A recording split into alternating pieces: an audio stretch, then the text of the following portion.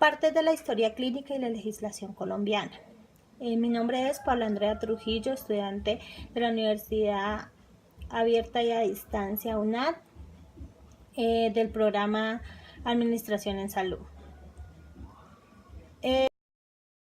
La historia clínica es un documento en el que se registran los antecedentes biológicos del individuo. Es imprescindible para el control de la salud y seguimiento de las enfermedades.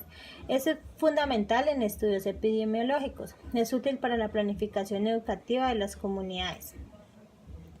De gran importancia médico-legal. Es un punto de partida del racionamiento médico. Es el instrumento utilizado por los profesionales de la salud y sirve como anexo en las diferentes disciplinas. Hablaremos de la anamnesis directa e indirecta. La anamnesis directa es la que se realiza donde se indaga al paciente o a sus allegados cuando el paciente está en estado de inconsciencia, o a psicópatas o a niños que no pueden dar razón de sí. La anamnesis indirecta es la que se realiza a terceros sobre padecimientos actuales y pasados, sobre datos que pueden ser de interés para llegar a su diagnóstico, como son la edad, el sexo, la profesión, entre otros.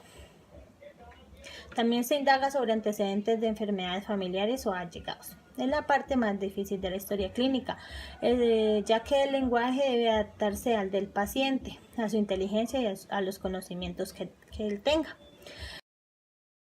La identificación del paciente. Esta es la fase precisa quién es la persona. Siempre debe ir el nombre y la edad. También puede ser de incluir otras informaciones importantes. En esta parte se describe quién es el paciente. Siempre se debe registrar el nombre y la edad de la persona.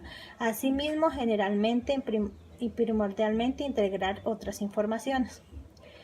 El motivo de consulta. En este aspecto se abarca por qué la persona realiza la consulta. Es una anotación corta que facilita expresar de manera breve cuál es su problemática. Se pregunta acerca de su enfermedad actual. La enfermedad actual es el punto más fundamental de la historia clínica. En este fragmento se concreta qué le ha ocurrido a la persona. Se apunta de manera organizada los diferentes síntomas o signos que presenta el paciente. En esta medida que el médico conoce más, estudia los síntomas dependiendo de cómo se vinculan entre ellos, tal como se dan muchas afecciones y síndromes. La historia clínica es como un relato que va expresando lo que el paciente le ha pasado. La información se debe ordenar de manera cronológica. Es importante que el relato esté bien preparado y sea sencillo de entender. Si se presentan varios problemas, se explican en diversos párrafos. En los antecedentes, en este punto se registran diversos antecedentes que tenga el paciente, organizándolo en diferente naturaleza, como antecedentes mórbidos, que son los que abarcan afecciones, traumatismos, operaciones que el paciente haya tenido durante toda su vida. Se acentuan las patologías más notables e importantes. En los antecedentes ginecostétricos pues se mencionan los datos del embarazo, periodos menstruales, entre otros. En los hábitos pues se consume bebidas alcohólicas, tabaquismo, uso de drogas, como de su alimentación, entre otros. Medicamentos. Es fundamental establecer qué medicamentos está consumiendo el paciente y en qué cantidad lo hace, ya que en ocasiones es necesario indicar los medicamentos que el paciente tomó días anteriores o semanas previas a la atención de la consulta. Las alergias. Entre las alergias son muy significativas, debido a que pueden tener como consecuencia muchos problemas para el paciente. Los antecedentes sociales y personales. En este punto se estudian los temas personales del paciente que facilitan conocerlo mejor. Lo que se quiere es entender y evaluar cómo la enfermedad afecta a la persona y qué ayuda podría llegar a requerir en el ámbito familiar de su previsión, trabajo y sus vínculos interpersonales. Antecedentes familiares. En esta parte pues se plasman las afecciones que presente o haya manifestado los familiares muy cercanos, es decir, que tenga la probabilidad de heredarlas. Las inmunizaciones, pues dependiendo del cuadro clínico que tenga el paciente, pueden ser importantes, abarca todas las vacunaciones que el paciente ha tenido.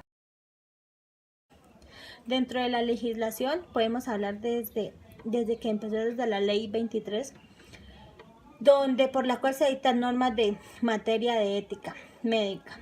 Se dan modelos relacionados a cómo será la historia clínica, de la prescripción médica a la historia clínica, el secreto del profesional y algunas conductas. En la Ley 80, por el cual el Archivo General de la Nación crean unas disposiciones normas para la confidencialidad del manejo de la historia clínica. Decreto 2174, por el cual se organiza el sistema obligatorio de garantías de calidad del Sistema General de Seguridad Social en Salud. El artículo 8 del soporte documental básico de la calidad, entidades promotoras de salud y el que se asimile. Resolución 1995. Digno 95 de 1999, por el cual se establece para el manejo de la historia clínica. Capítulo 1, en definiciones y disposiciones generales del capítulo de diligenciamiento, organización y manejo del archivo de la historia clínica y comité de historias clínicas. Resolución 839, por el cual se modifica la resolución 1995, donde el capítulo 11 habla del proceso de gestión documental de la historia clínica, el capítulo 3 de la custodia, conservación y diagnóstico final de los expedientes de la historia clínica en la liquidación de una cierre definitivo del servicio. Muchas gracias.